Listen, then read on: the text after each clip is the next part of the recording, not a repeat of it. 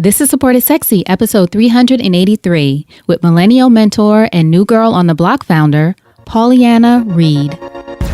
Welcome to Support is Sexy. I'm your host, Elayne Fluker, entrepreneur, author, and founder of Chic Rebellion Media. 5 days a week, Monday through Friday, I bring you inspiring women entrepreneurs who share their wins and lessons to help you take your business to the next level.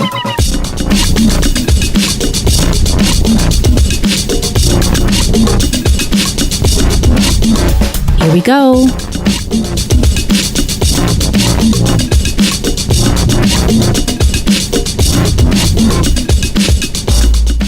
Hi, everyone. Welcome to a new episode of Support is Sexy. I'm so excited to have you here. You know, it just would not be the same without you.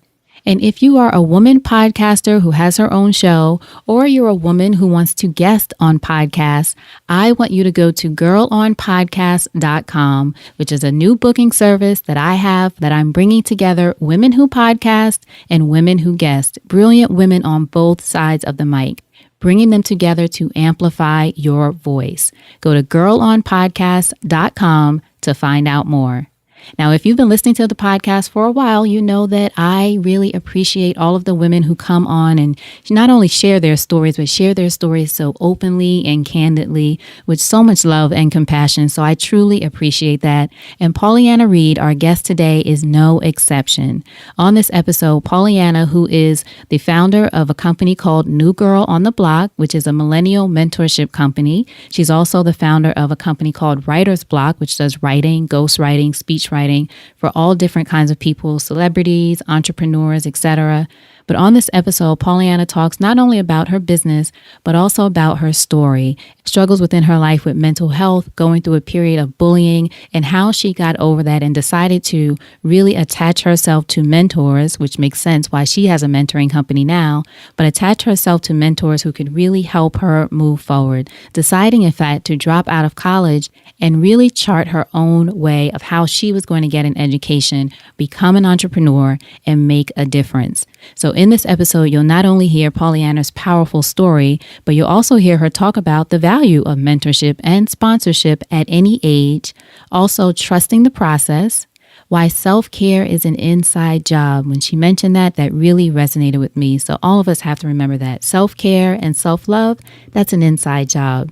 She also talks about how to dazzle despite life's hardships, and maybe most important, how to move away from the dream killers. I actually like that term more than haters. Move away from those dream killers, even if they're people you love.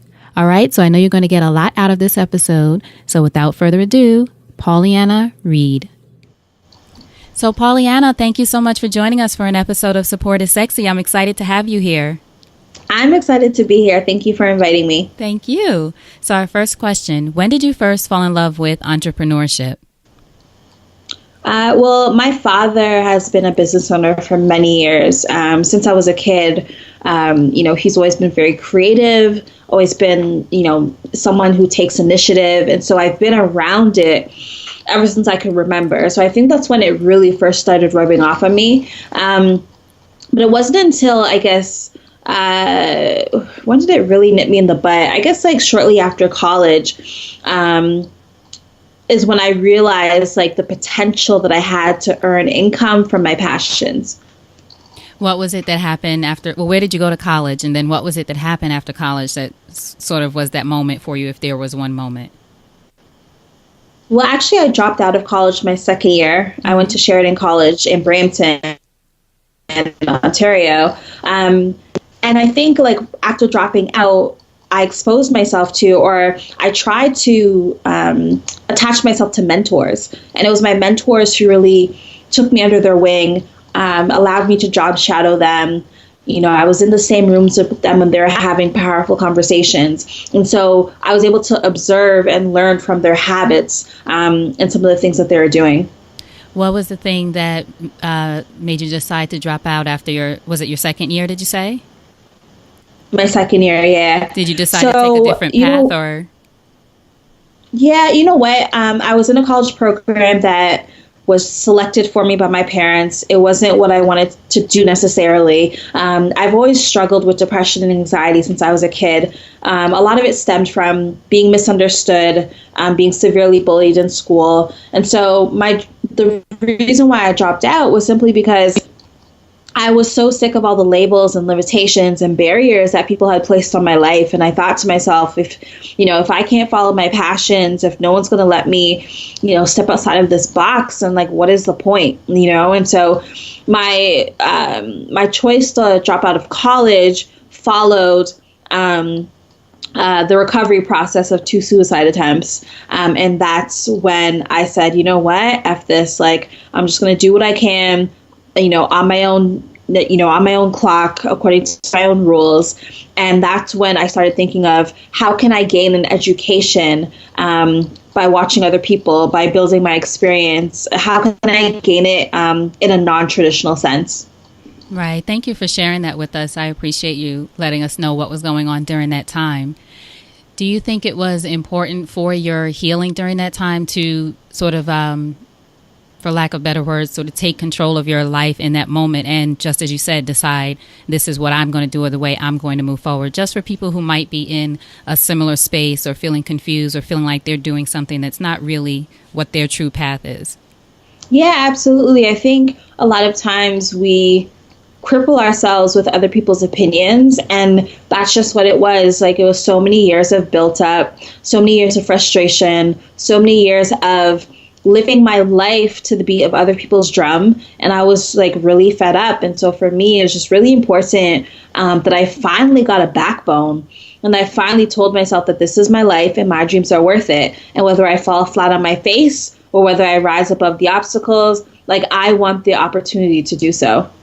And where did you grow up? You grew up in, Ontario? Toronto. Yeah, Ontario, Canada. Okay. And middle class, 2-parent home. I'm a preacher's kid. I was taught to play it safe. And so I think the reason why I clashed so much with, my parents or, members of my family or friends is because I've always been one to color outside the lines.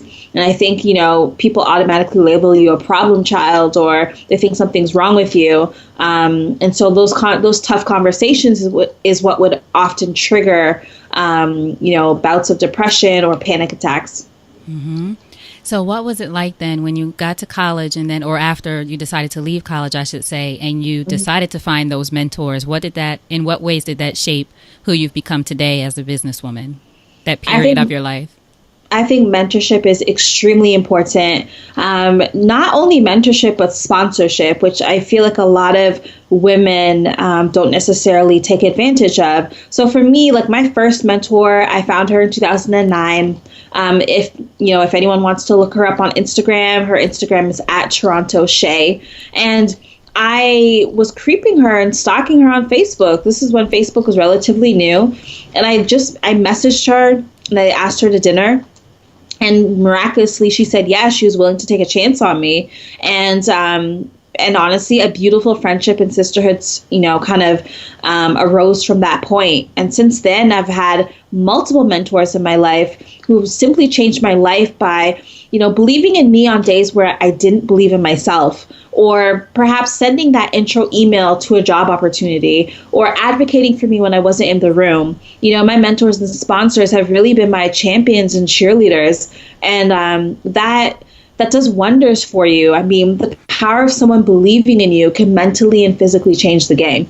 Absolutely. Now, Toronto Shay, is that SHAY?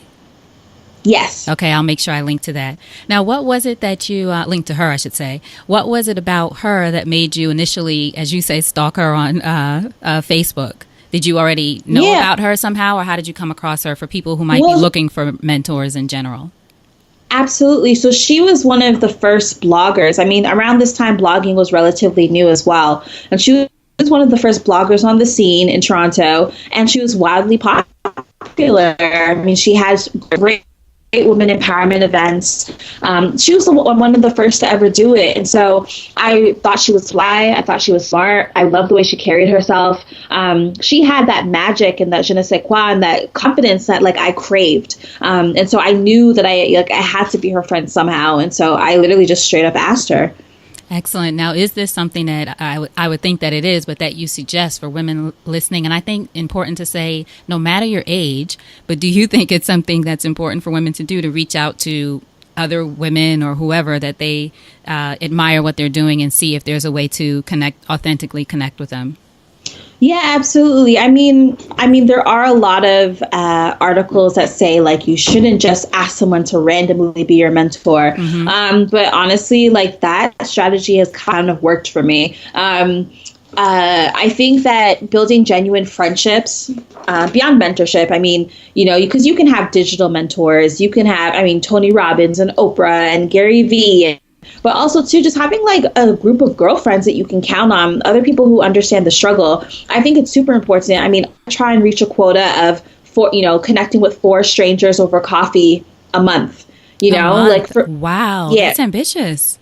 Yeah, I mean, I don't even know if that's ambitious. I feel like it's just necessary because in order for me to expand my network and grow my business, it requires me to have like really strong connections and relationships. And so sometimes that, I travel quite a bit, and sometimes that involves coffee dates, over Italy or Atlanta.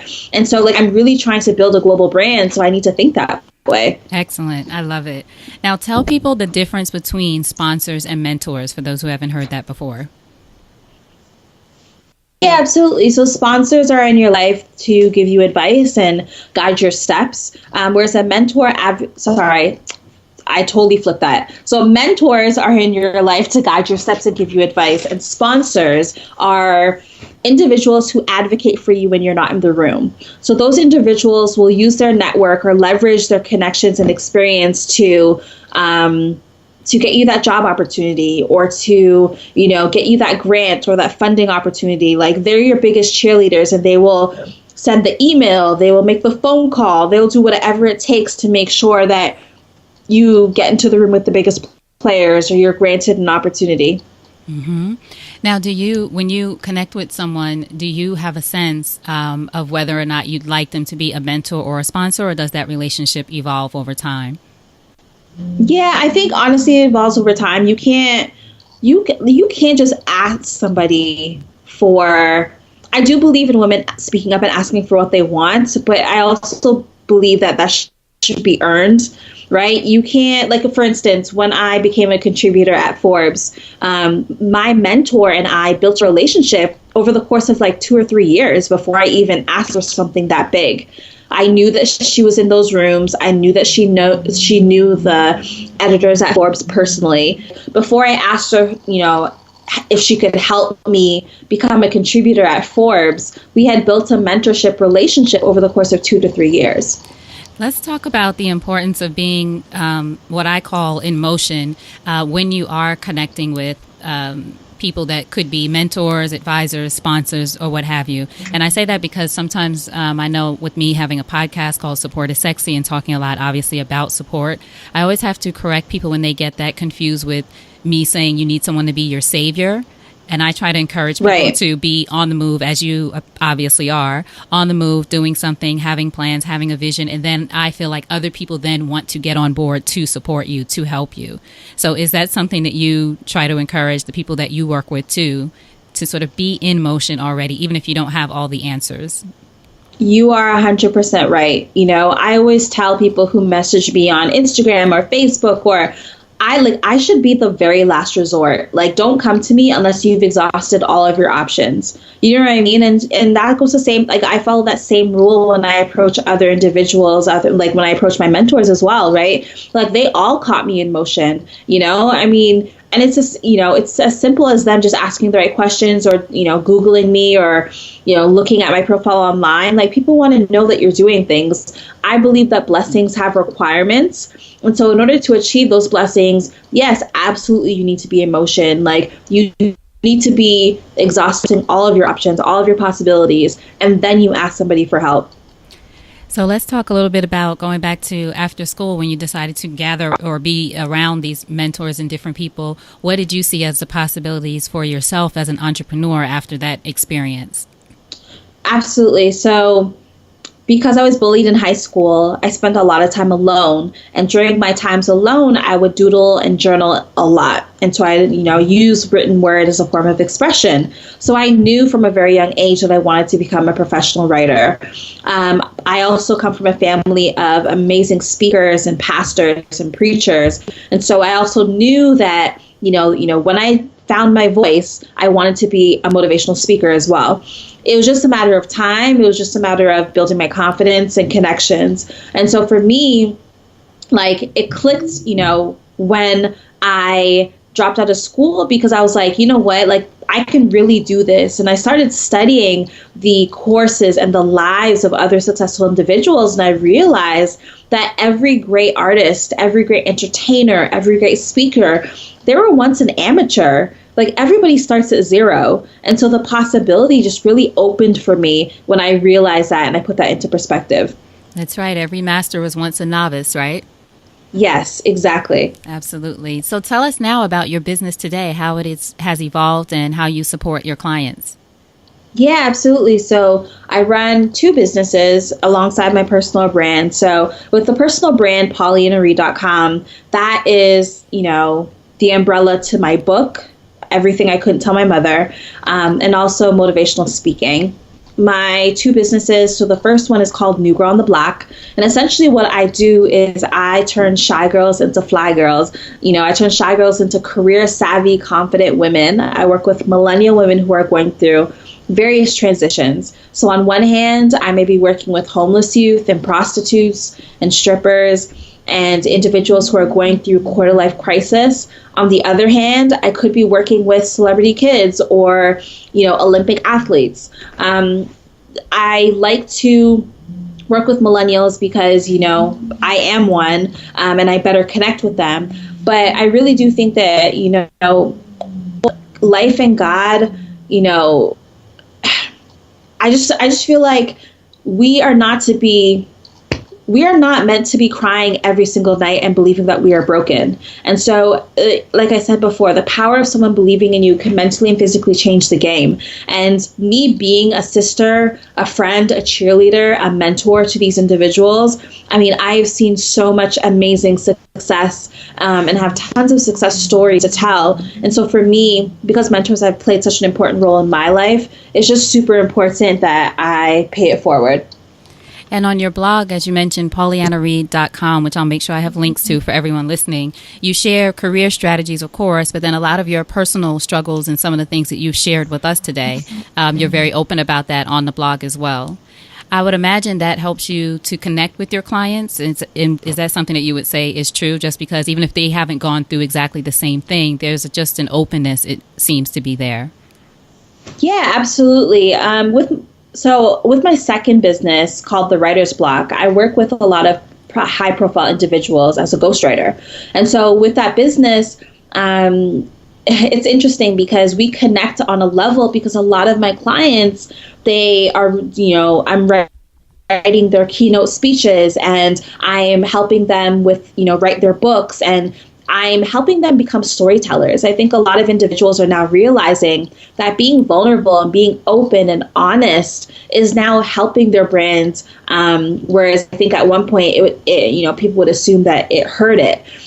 So for me, I feel like I have to lead by example. When working with various individuals, whether it's an individual for a writer's block or New Girl on the Block, I lead by example by being open and honest. And I think that better connects and helps us build a great working relationship. And New Girl on the Block, that's the mentoring program that you have. Yes, it is. Is that? Yes, what is it is. And go ahead. No, go ahead. Go ahead. Sorry. That's okay. The sound is going out a little bit. Sorry about that. So I was going to ask, with New Girl on the Block, the mentoring program, how does it work for women who might be interested in finding out more about it? What's the setup, I should say, for it? Yeah, absolutely. So, newgirlontheblock.com is, where we have have our application process. And I do believe mentorship is not a one size fit all. Chemistry is very important. And so I go through an application process with each of my mentees or each of my prospects. And we start off call just to see if we vibe, because I want it to be a pleasurable experience for both the individual and myself.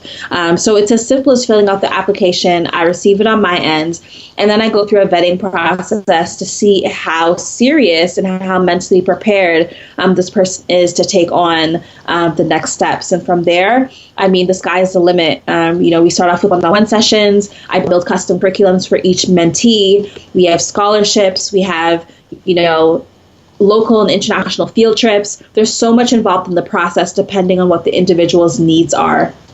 Okay, so it's not like a monthly program or a monthly paid subscription kind of thing. You are really customizing each experience for every mentee. Yeah, well, it is a for-profit, and it is a monthly service. However, like I said, it's like mentorship is not a one size fits all. Like my relationships are very tailored to the individual. So like I create a curriculum based on what they want to achieve, and then throughout the curriculum we may have various homework assignments or various activities that make the individual feel uncomfortable. That stretches and challenges them so that we can really get the best out of them. So my job as a mentor is also to be an accountability partner and really to help you build a backbone so that you can make those decisions on your behalf and feel confident. And on the flip side, also give you strategy for your business. So like I get a ton of millennials who want to either launch a business or improve an existing one. So I also help on the strategy side as well. What do you find as the primary challenge that many millennial women, or at least the ones that you talk to and mentor, currently face when it comes to creating the lives they want? Oh my gosh, it's all mental. It's all mental. Like I feel like a lot of the problems that are in our lives are self-inflicted. It's mental. Like, I feel like the conversation that you have with yourself determines whether you win or whether you lose. And a lot of people are having losing conversations, and that's why their life sucks, to be honest, right? Like either that, or they don't know how to manage their time. They're in really bad friendship circles who are not supporting them. Steve Harvey says, if you hang out with 5 broke friends, I guarantee you're going to be the 6th. And I completely agree, right? And you could be broke mentality. It could be a broke, checkbook. So for me, I think that these factors, before we even touch business strategy, getting your mindset in check is like the number one thing. Emotional intelligence, your mindset, like that is very important. Excellent. Now, what would you say is one way that you make sure that you sort of try to break through that, again, with us knowing that each experience with each mentee is customized, but is there something that you would want women to consider when they're caught in that space where it's really the mental blocks that are stopping them? Yeah, you know what? I think it's just I think chilling by yourself is important, honestly. And I don't think enough people do it. I think that we're so bombarded with social media, and we're so, we are so caught up in other people's lives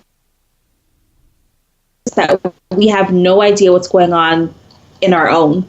I think chilling by yourself is important. Conversations you have with yourself, self-love practices, detailed morning and evening routines. Like self-love is not just about getting your nails done and going and getting a massage.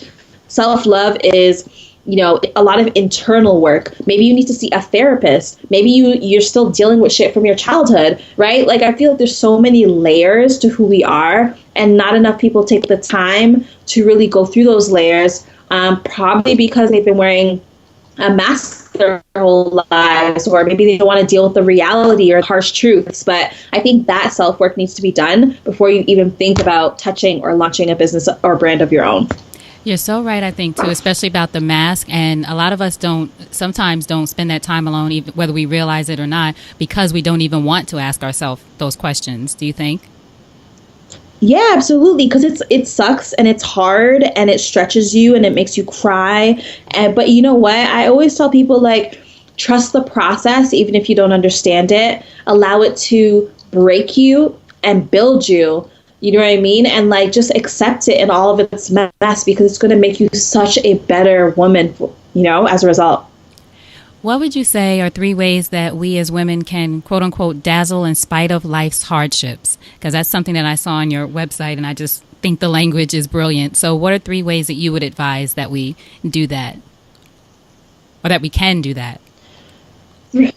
Yeah, like 3 ways to dazzle. Honestly, number 1, you don't have to look like your mess. You know what I mean? Like, I had an ex-boyfriend who advised me, and he was like, even if you feel down, dress up. And he always used to tell me that. And I always used to just look at him like, boy, but like, it's true. Like, I feel like when I look good, I feel good. It boosts my confidence. And like, I just feel like, right now I have a parent who has kidney disease. I have a grandmother who's very, very sick. And like, of course I could be in bed. Of course I can get depressed over it. But I know that's not what they would want. You know what I mean? So every day I wake up and I put my best stiletto on. I put on my, my favorite lipstick, and I conquer the day, because I know that, like, it's better for me. It's better for them. And like, I cannot stay in bed for days, because that's just not how I want my story to end. I think the second thing to dazzle despite life's hardships is to face it head on, right? Deal with the harsh realities and the harsh truths of what's really going on in your life.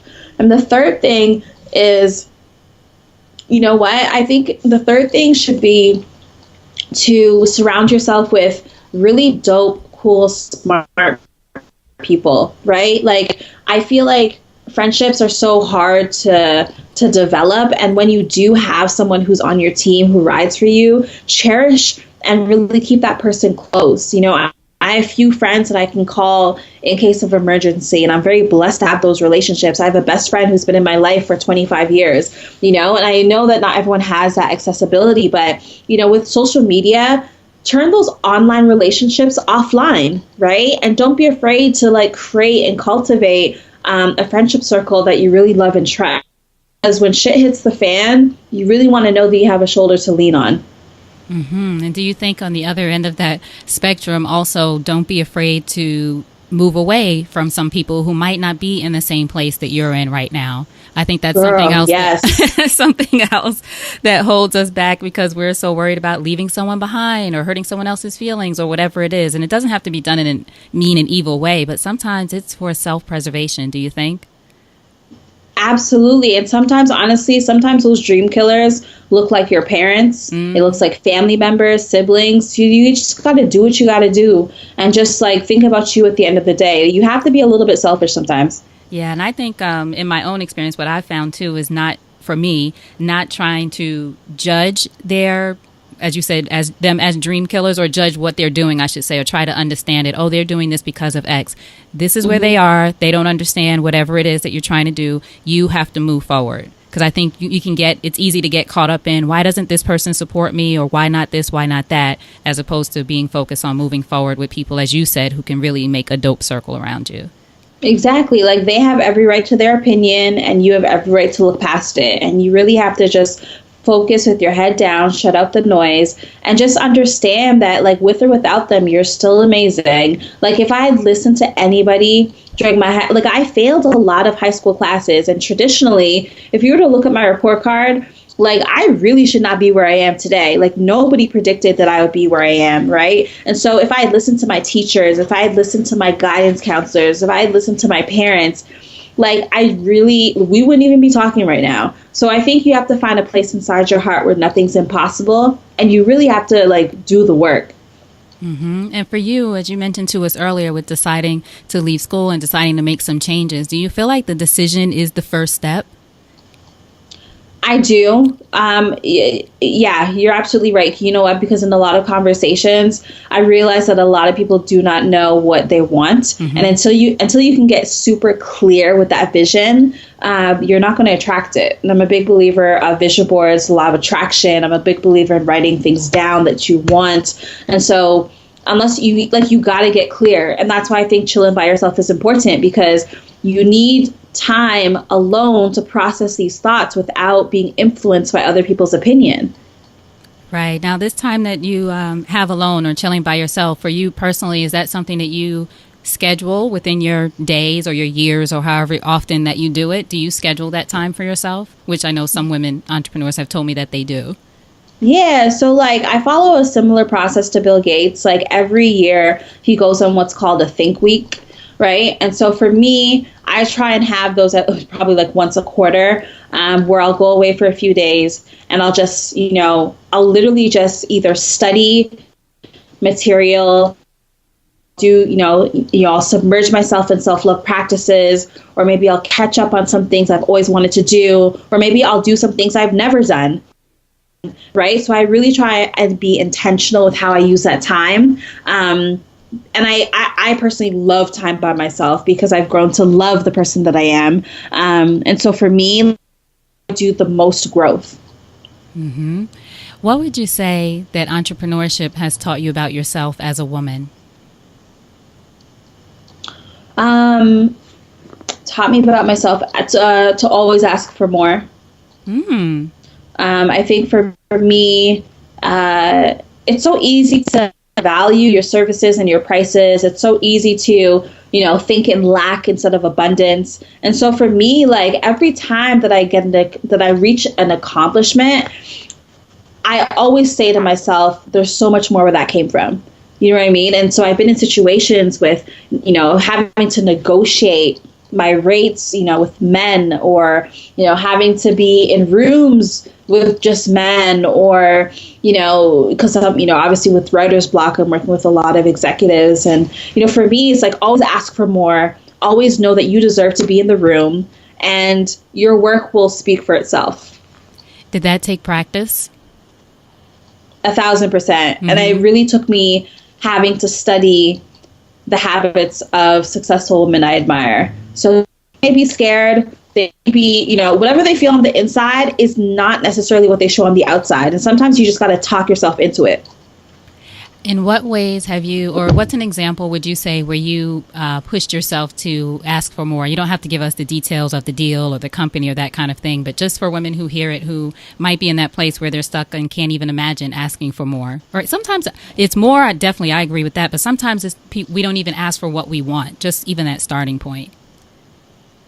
Yeah, so that's the thing, like people can't read your mind. So if you don't tell people what you want, you will never have it. And so for me, my mentor, so I have 5 mentors, and they're probably the first people I go to when I want something, because I know that they have the connections and they can leverage their relationships. And so I just make sure that I'm always in motion. They see me working. So exactly that. So when I, started writing for Forbes.com, I asked for it. There have been other opportunities, other job opportunities, or let's say I wanted to meet somebody or get a coffee with somebody. I asked my mentor to send the email and introduce me. So like opening your mouth, getting a backbone, and not being afraid to ask is going to change your entire life, because when people know what you want, then I feel like the universe will bring things together to help you. Mm-hmm. Have you read Gabi Bernstein's The Universe Has Your Back? No, I haven't. I'm a huge fan of her, though. Oh, it's so good. I thought of it because I just mentioned it to some people at dinner the other day and spoke about exactly what you said. I believe that it'll move as you move. Exactly. So in closing, Pauleanna, if you think over your life and career and you had the chance to thank only one person whose support was critical to you personally or professionally, who would that be and what would you say? I would thank my grade 5 teacher. If I had to thank anybody, it would be my grade 5 teacher, because I remember having to struggle. I struggled academically in school, and she always made me feel like an individual. She never singled me out. And I just feel like in those formative years when you're a child, people tell you that you can be anything and everything you want to be. And then you grow into an adult and all of a sudden you have to be realistic. And she has always maintained a consistent message in my life, and that's the color outside the lines. And I'll never forget her for it. Are you still in touch with her now? Actually, yes. Her name is Miss Fair, and she's on my Facebook, and we've hung out, and she came to my book launch a few years ago, and she's always there if I ever need anything. That's awesome. I love that. You never know, especially teachers, you never know how you're impacting people. That is powerful. Exactly. Excellent. So now tell us how we can support you. I'll have links to everything, all of your businesses, your websites, but just so everyone can hear the ways to get in touch with you, social media, and all that good stuff. Yeah, so my name is pretty unique. So if you Google me, I pop up on all the pages. Pauleanna Reid, pretty much on everything, whether it's Twitter, Facebook, YouTube. I welcome emails. I love to hear from people. My email is pauleanna@pauleannareid.com. And if you are seeking mentorship, if you're a millennial going through a transition, or on the flip side, if you are a individual who would like to use storytelling as a way to connect with your audience, I can help you with any of those services, and I'd love to support you as well. And Pauleanna at pauleannareid.com, I can link to that? Yeah, absolutely. Okay, I always like to check just to make sure before I put it in there. Excellent. Thank you so much. I appreciate you. It's great that we finally were able to connect. I'm happy to be in touch with you, and just thank you for your wisdom that you shared with us today and being so open about your journey. Thank you. I'm honored to be here, and this was a great talk. Thank you so much. Of course. Now, before you go, what's a parting piece of advice from you to our listeners about anything? Do your best and F the rest. Do your best and F the rest. Yeah. There you go. Excellent. Hold on just a second. Thank you. All right. I hope you enjoyed that conversation with Pauleanna. Make sure to find out more about her and to get in touch with her. You can go to supportissexypodcast.com. Go to the search icon at the top and just type in Pauleanna, Pauleanna. Her show notes page will pop up with all of the links, the resources, and the ways to get in touch with her. Supportissexypodcast.com and just type Pauleanna. Now, if you are a fan of audiobooks like I am, I've been talking a lot about audiobooks. I listen to them every night. If you are interested in getting a free 30-day trial with Audible, who is one of our partners, I want you to go to freesupportissexybook.com.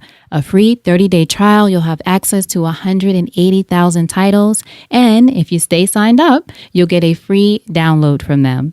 So go to freesupportissexybook.com to find out more. All right. So thank you as always for being here. I appreciate you trying to bring you as many options and different things that you can get, different services. You see, we're working with a lot of different companies. I shouldn't say a lot, a select few, actually, companies that I actually love and work with, starting to partner with them, continuing to grow and seeing, most important, what they can offer you. So you'll hear me mention different kinds of products and things that make sense for you, what I think makes sense for you. Let me know if you think that it doesn't make sense.